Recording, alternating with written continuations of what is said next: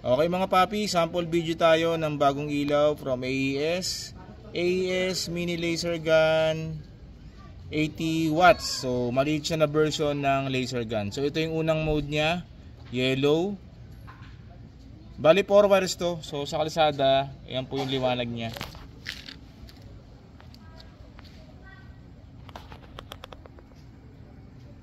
Yan, yellow yan. Okay, so ito naman yung second mode niya, yung all white AES Mini Laser Gun 80 watts.